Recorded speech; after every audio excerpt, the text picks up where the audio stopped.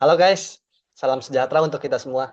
We from Group 5 will present the result of our discussion on the topic, what is discourse analysis? Before that, I would like to read to our group member. For the first, I, Ahmad Fanani, and my friends Faridatul, Laila, and Rana, Sabil, Alfarisi, and the last one, Aulia, Rista, Suhatriman. Next. Well, back to the topic. First, definition of discourse. Discourse, atau yang kita kenal sebagai wacana, itu sebenarnya adalah the use of language in real life communication, baik secara lisan maupun tulisan. Sedangkan discourse analysis adalah cara kita memahami makna bahasa yang lebih luas yang tidak hanya dari kalimat per kalimat. Jadi secara singkat, discourse itu adalah bahasanya itu sendiri, sedangkan discourse analysis adalah cara kita memahami bahasa tersebut. Nah, di dalam discourse analysis ini mencakup how do we understand what we read, how do we recognize a well-structured text, how do we understand the implied meaning. Atau dengan kata lain, discourse analysis membantu kita memahami bukan hanya apa yang dikatakan, tetapi juga apa yang dimaksud. And according Brown and Yule, you can see in the screen, discourse itu bukan cuma kumpulan kalimat, tapi juga bahasa yang benar-benar digunakan di dalam kehidupan kita sehari-hari. Itu menurut according Brown and Yule. Meanwhile, according Guy, discourse juga bisa dilihat sebagai social practice yang berkaitan dengan identitas, ideologi, dan juga interaksi sosial. Nah, after we understand what is discourse, sekarang kita masuk ke pembahasan berikutnya, yaitu text analysis. Text analysis adalah kajian terhadap teks, baik itu written ataupun spoken. Yang fokus utamanya itu adalah pada internal structure of the text itself. Berbeda dengan discourse analysis yang melihat konteks sosial. Text analysis lebih fokus ke bagaimana teks itu bisa disusun. Nah, di dalam text analysis sendiri itu terdapat 3 aspek utama. For the first, cohesion, coherence, and the last one, structure. Yang cohesion itu adalah hubungan kebahasaan antar bagian teks. Misalnya penggunaan kata ganti atau pengulangan sebuah kata. Sedangkan coherence yaitu hubungan makna yang membuat teks itu bisa dipahami secara logis. Dan yang terakhir, structure, yaitu bagaimana teks itu diorganisasi seperti urutan ide ataupun paragraf. Nah, selain dari structure internal, text analysis juga kita bisa lihat dari yang namanya konteks. Selanjutnya, contextual dimension. Nah, contextual dimension ini, walaupun fokusnya pada teks, konteks tetap punya peran penting. Karena the meaning of the text change depending on the context. Contohnya, pada kalimat yang lagi viral sekarang, harga bahan bakar itu sedang naik. Nah, hal ini bisa jadi sebuah informasi yang biasa, tapi juga bisa menjadi sebuah kritik, tergantung terhadap situasinya. Dan pada bagian yang terakhir, yaitu relevance of text analysis. Nah, sekarang kita masuk ke bagian terakhir, yaitu relevance of text analysis. You can see in the screen, text analysis, rather than focusing solely on practical application, the academic relevance of the text analysis can be seen in the following fields. In linguistic, membantu kita memahami coherence dan cohesion. And in literatur, relevance text analysis ini dapat digunakan untuk menganalisis gaya bahasa dan struktur cerita. Dan pada media dan komunikasi, text analysis, relevance text analysis ini dapat membantu kita memahami bagaimana teks seperti berita ataupun iklan bisa mempengaruhi pembaca. So, to conclude, text analysis itu fokus pada struktur teks, tapi tetap mempertimbangkan konteks dan juga relevansinya di dalam berbagai bidang. That's all for me, and next for my friends. Okay, thank you so much, Kak Ahmad, for your explanation. Okay, next. Okay, this is the differences between discourse analysis and the text analysis. First, take a look with the main focus. Text analysis, the main focus of the text analysis is analyzing the internal structure of a text, like grammar, cohesion, and the word order. While the main focus of the discourse analysis is the studying the function of language in the social context and interaction. The scope of text analysis is the word, phrases, sentences, and the paragraph are formal units. And the scope of discourse analysis is the meaning behind words, the speaker's intent, and their impact on the listener. And the third is the context of text analysis. The context of text analysis tends to be context-free, taking what is written or spoken at the face value, while the context of discourse analysis, it depends heavily on the context, who is speaking, where it is, and why. And the last is the purpose of text analysis.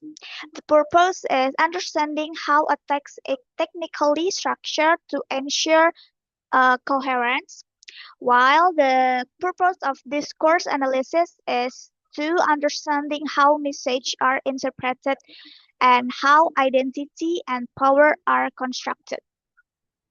Okay, next. We can see the comparison. Here's are the comparison example. Imagine there is a sign on the door of a store that reads close.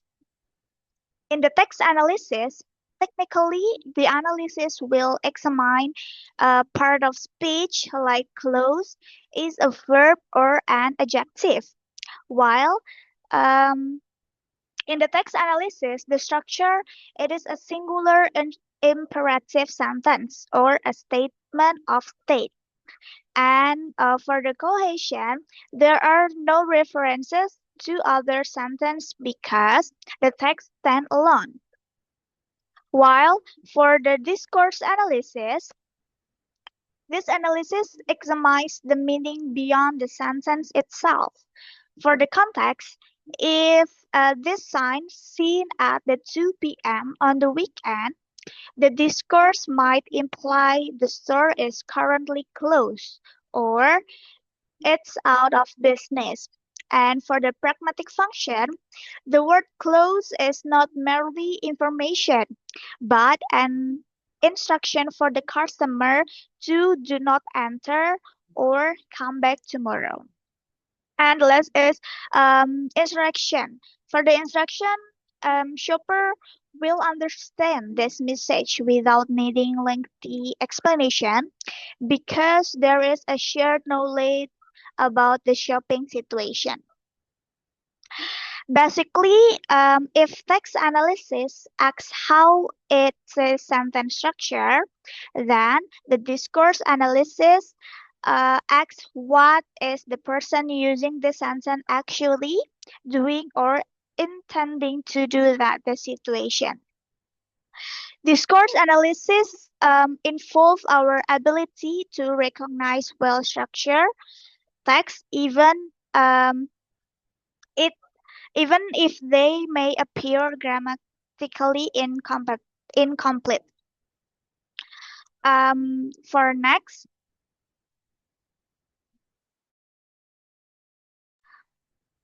I will explain the concept of discourse, the spoken discourse and the written discourse. According to George Euler, spoken discourse refer to the use of spoken language as a communicative activity that serves two primary functions. The first function is transactional. Transactional to convey the context of a message or information accurately, and interactional to establish and maintain social relationships. And the second one is written discourse. According to George Euler, written discourse is defined as a static form of language regarded as a product rather than a process, whose primary function is to convey information accurately and permanently. Transactional function, in which the writer is not physically present before the reader.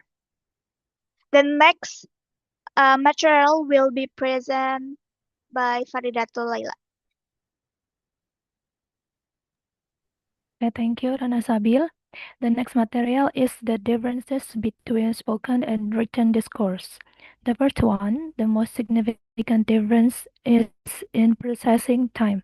Spoken discourse is typically spontaneous. Because it occurs in real time, it is characterized by fragmentation. In contrast, written discourse is the result of careful consideration. Writers have plenty of time to plan, draft, and revise. The second one, contextual dependency, exophoric versus endophoric. Spoken discourse often depends on context, since speakers typically share a physical space or the present moment, they rely heavily on demonstrative expressions. Words like this, that, here, or it, for example, in the sentence, put that over there. Listeners can see what that refers to, so the language doesn't need to be overly specific. However, written discourse is generally detached from context. Writers and readers are separated by time and space. Therefore, text must be self-contained. Text use endophoric references, which means they must explicitly mention the subject so the reader does not get confused. If the write if you write he took it without prior context, the reader will be confused. But in conversation, you can simply point. The next is lexical density and complexity. From a linguistic perspective, writing is more dense than the speech. Written text tends to have high lexical density, meaning it packs more information, carrying words such as nouns, adjectives, and adverbs into a smaller space through complex noun phrases and subordinate clauses. Interestingly, spoken discourse is often grammatically complex but rarely lexically complex. Although we use fewer difficult words, our spoken sentences can be very long and complicated, linked by symbol conjunction like and or but. We rely on tone, speech, and rhythm to convey meaning that a writer would have to explain using advanced vocabulary or punctuation. And then the next material will be presented by Aulia Rista. Okay, thank you, Faridatul. The next material is identify linguistic and non-linguistic features in spoken and written discourse.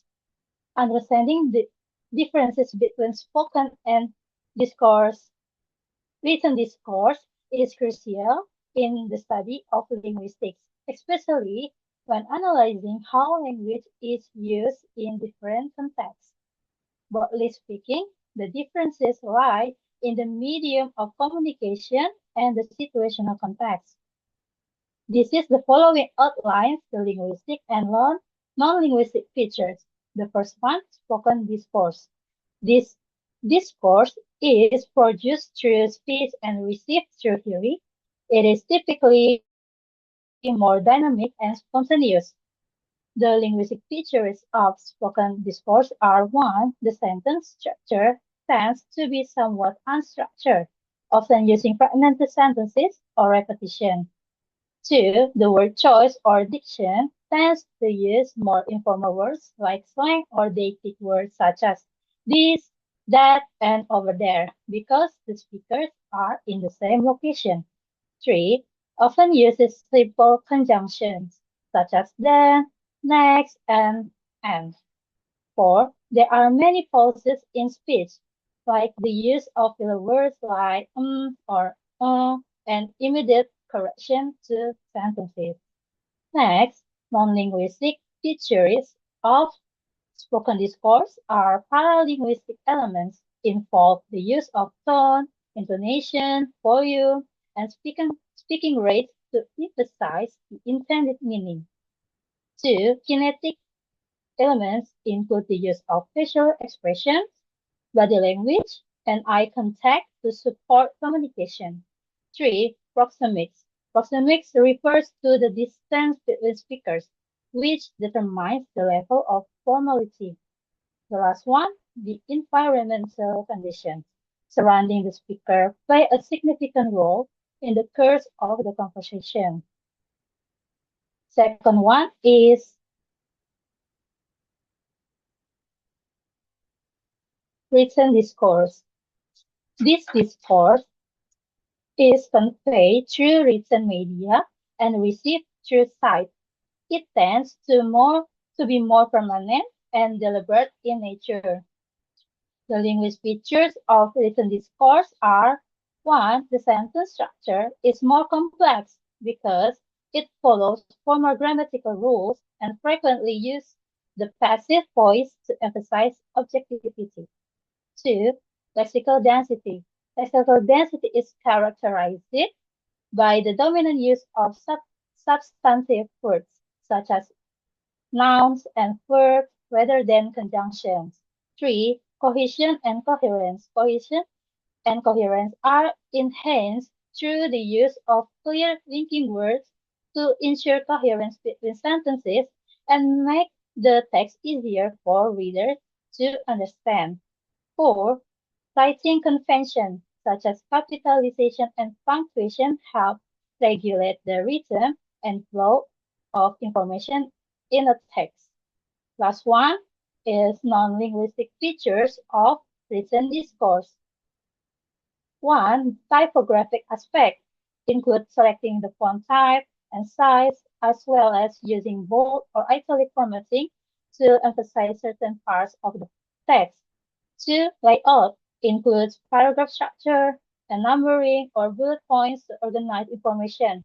And the last one, visual elements, include the use of tables, charts, or images that serve to reinforce and clarify the information presented in the text. So the conclusion is discourse analysis is a comprehensive approach to understanding language that goes beyond internal structures like grammar and cohesion to examine how meaning is shaped by social context, identity, and power relations. While text analysis focuses on the technical face value of written or spoken piece, discourse analysis investigates the intent behind the words and their impact on the listener or reader. By identifying both linguistic and non-linguistic features, we can better interpret how communication functions as a social practice in real-world situations. Okay, that brings us to the end of our presentation. We hope this overview has provided you with a clearer understanding of the vital differences between text and discourse analysis and how language functions in our daily interactions. Thank you very much for your time and attention. If you have any question, we would be happy to discuss them now in commenter section. Thank you. Wassalamualaikum warahmatullahi wabarakatuh.